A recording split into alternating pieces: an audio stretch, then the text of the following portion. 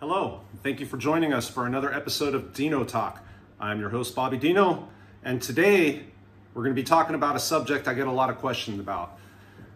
The guards, corrections officers, COs. A lot of people ask questions. They go, how were they in there? What kind of people were they? How was it having to deal with them? You know, this and that. So we're going to open up this topic and dive in. Okay, now, one thing you have to realize about corrections officers, or what we'll call COs, they had absolute power.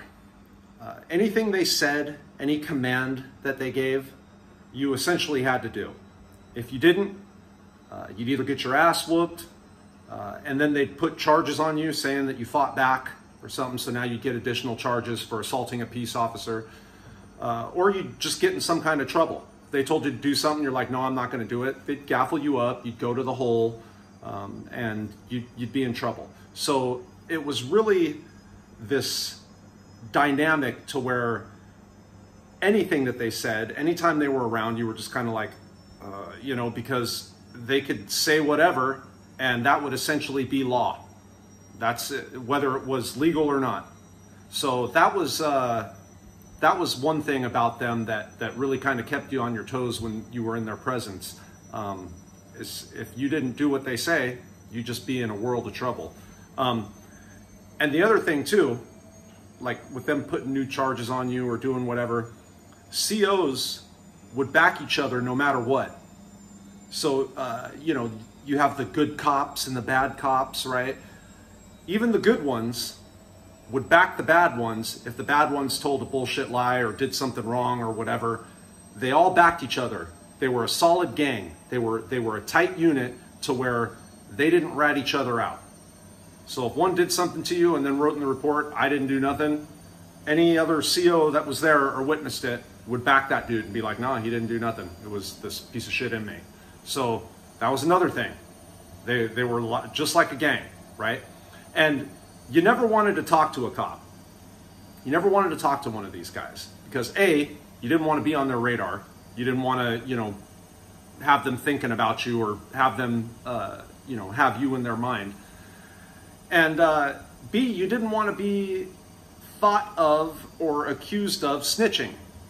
Okay, you talk to one of these cops, and then the other people see you and they're like, oh, what's he telling that cop right now? What's going down over here?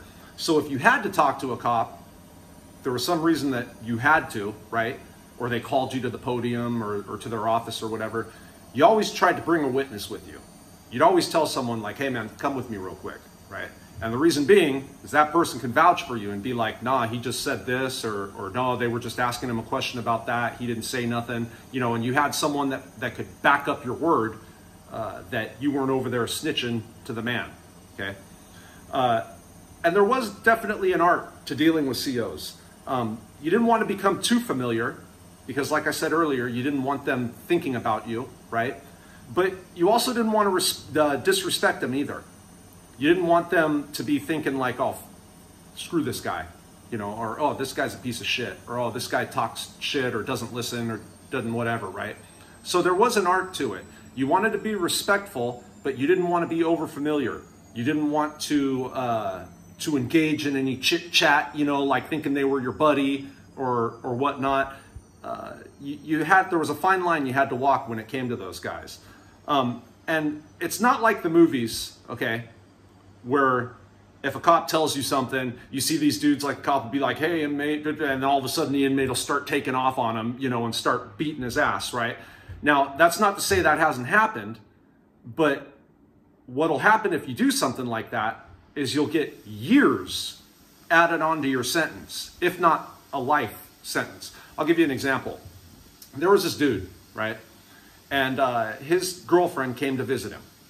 And while she was in the visiting room, waiting for her man to come out, one of the COs that was working visiting started like a conversation with her, and I guess said some stuff, about like either her being good looking or, hey, what are you coming seeing some dude in prison for? You're too fine for that or whatever like that. Anyways, this CO tried to spit game at this dude's girl, right?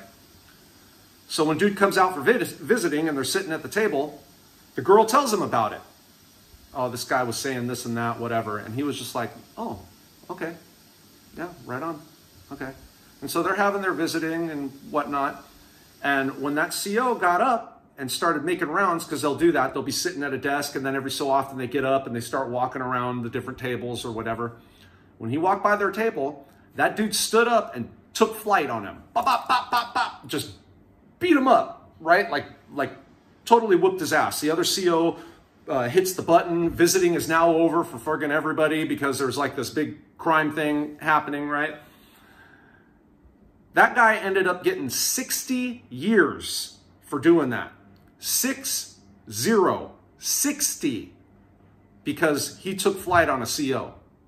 Now, you think his good-looking old lady is waiting around for 60 years? No.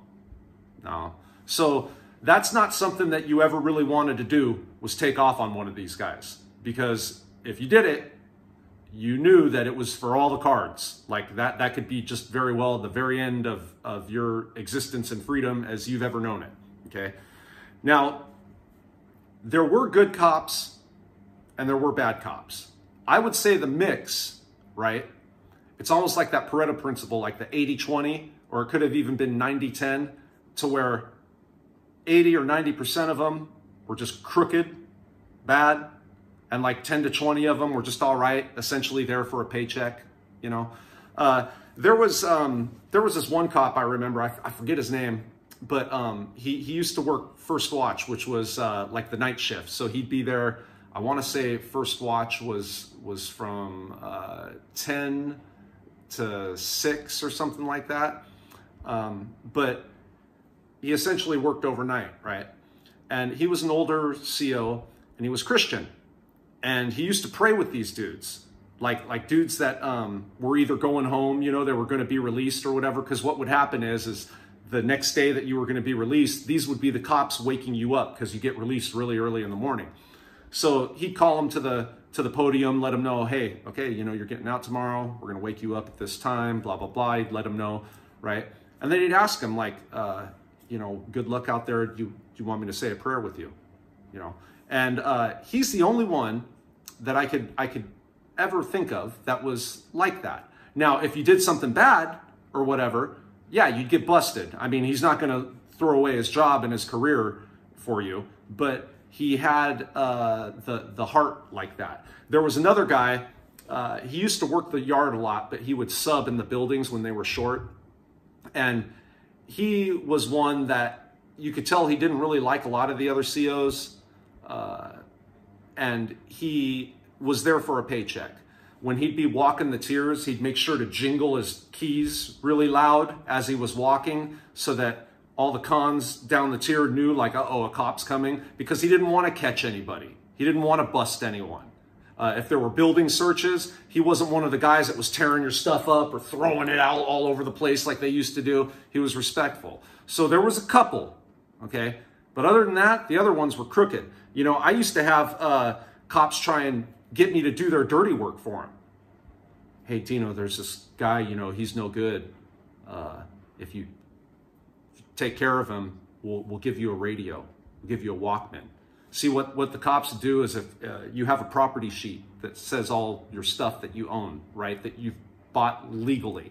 Now, what a lot happens with inmates is they'll buy stuff off of someone else, you know, rather than try and order it out of a catalog or whatnot. They'll just be like, oh, you're selling a Walkman? Okay, I'll give you, you know, $10 or $15 worth of commissary for it. But when the cops do raids, or if they want to be a dick, right, they'll see this stuff that you have, and then they'll look at your card that they have in the office, and they'll be like, oh, you don't have this property, and they'll take it, right? Most of the time, they'd overlook that stuff, or they wouldn't check, but if they were feeling in a mood, they would. So they'd have like a cabinet full of confiscated stuff. And then they'd get you, maybe not you, but me, because of my size and whatnot.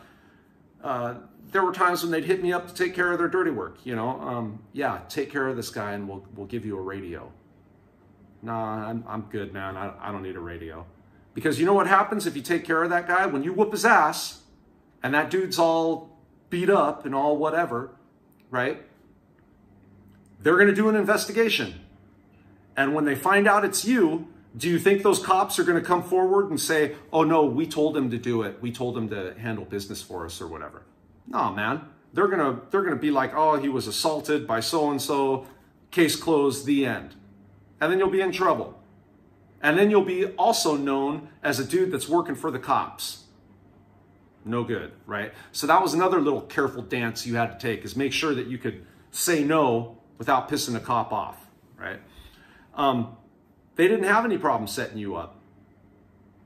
To most of those guys, you were just some piece of shit, worthless part of society that if you were in there, you were no good, and that was that.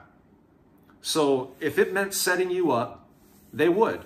If you got a case and you went to court, they'd lie on you. As a matter of fact, that happened to me. So when I got busted while I was in there, I was busted for possession of a controlled substance. It was marijuana.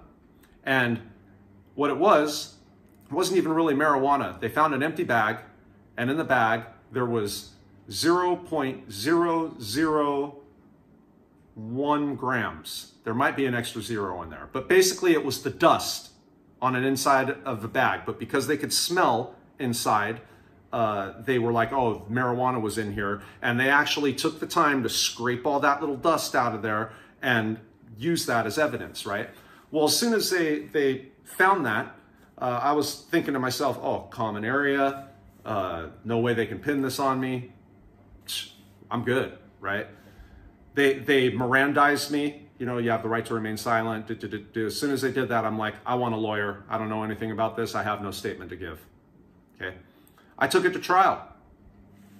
While I was in trial, one of those cops got up on the stand and he said, oh, he admitted to me that it was his stuff. He admitted to me that, oh, it was all mine, and what a stupid mistake. I mean, he was like elaborate in his lie, right? Like I just had a heartfelt confession I had to get off my chest, and he was the priest that was there that I just poured my heart out to, right?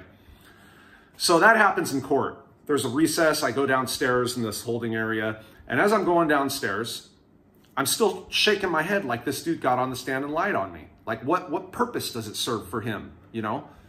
And so I'm even speaking out loud at this point. I'm like, that motherfucker, man. That lying motherfucker, right? And they put me in this holding cell, these two cops that are down there with me. Well, then that guy came downstairs with another guy. So now there's four of them, okay? He came downstairs because he's friends with the cops that were escorting me.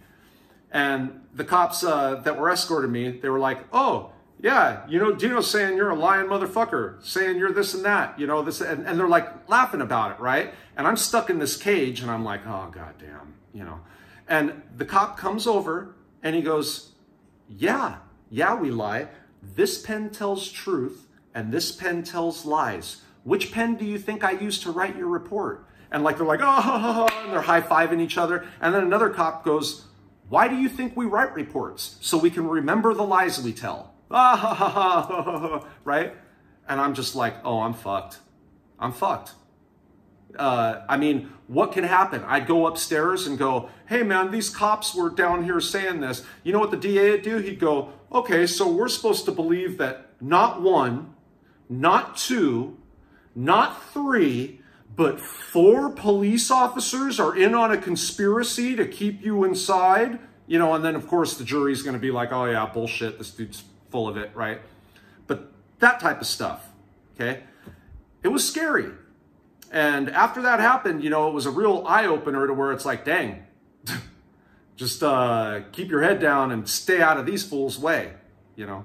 So, yeah, there was, the cops were scary to deal with. There's all types of more stories I can tell, but I know I'm kind of getting close to the time frame I like to keep this on. But the best way to avoid any situation like that, like I always tell you, don't go to prison. Keep your nose straight, you're clean, both, whatever, and just live your life. Stay the hell out of that. And anybody that you know that's on that path, tell them to watch these videos or try and tell them yourself. Stay away. Look, it's good talking to you. I hope you were able to get something from this. Please join my newsletter. You can find it in the description, the bio area. I also have a group called The Outfit. Check that out. A lot of good guys in that group, and it's a way that you can really elevate your life and level up. Thank you for joining again. My name is Bobby Dino, and until next time, stay safe out there.